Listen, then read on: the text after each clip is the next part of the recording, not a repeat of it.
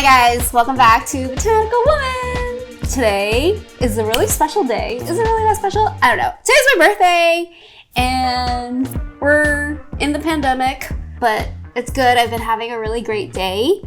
And to top it off, my fish tank finally came. I'm really excited to get all my plants in there because I did a lot of research and started thinking about what texture looks good with what color looks good with what. So I'm going to be doing a aquascaping video, so if you're interested in that as well. Without further ado, this video is actually going to be about why I bought this tank and this size tank, I guess. So it's kind of like two questions.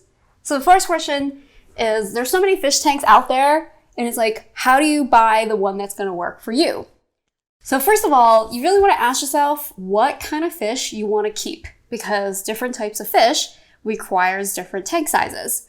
And I want to keep a community tank, which means that, I have different types of fish throughout the tank. And in the aquatic world, they talk about fish tanks in top, middle, and bottom. So you have fish that live, they like to hang out on top, closer to the surface of the water, and they have fish that want to hang out, just chill on the bottom and hide in the plants. And then there's your usual tetras that like to hang out in the middle. They're less shy, sort of, especially if they're kept in a school. I'm not gonna get fish right away, but it is obviously something that I want to do. So basically I was like, what kind of fish do I really want to keep? So I learned a lot about different types of fish that you can keep in a freshwater aquarium, and there's a lot of fish out there.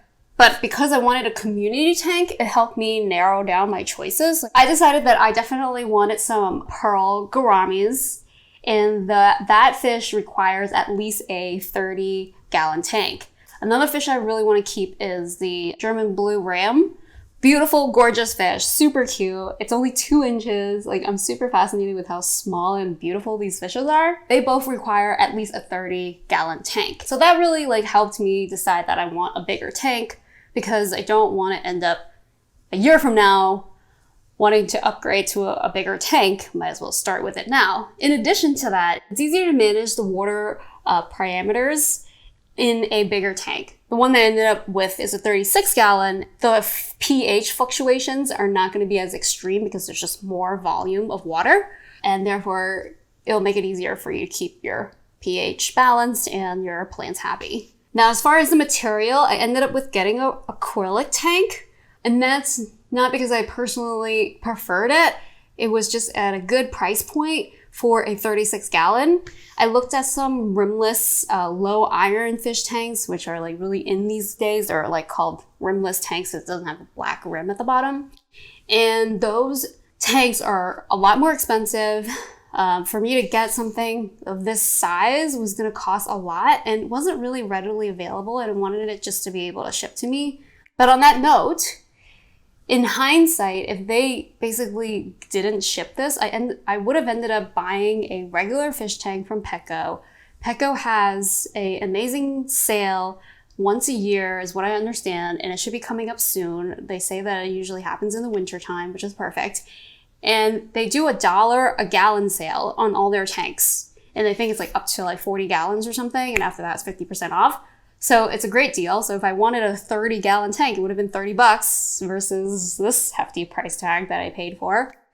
But I don't regret it because I think it's going to be super nice. I looked at a bunch of videos of other people kind of talking about it and reviewing their tank. It looks gorgeous. The only major downside with an acrylic tank is that it scratches easily. I'm just willing to make that sacrifice and know that it will get scratched. And deal with it. So what kind of fish you're gonna keep, and water parameters. And obviously your own space. I'm not gonna lie, this fish tank is a little too big for our living room. But I'm gonna make it work because I really want it. And yeah, I want to put loads of plants in it. I want a lot of diversity in my, I want to put shrimps, snails. I want schools of fish at the bottom, schools of fish in the middle. I'm going to do some pearl gouramis. I'm going to do some betta fish. Yeah, it's going to be booming in there. So stay tuned if that is something that you are interested in.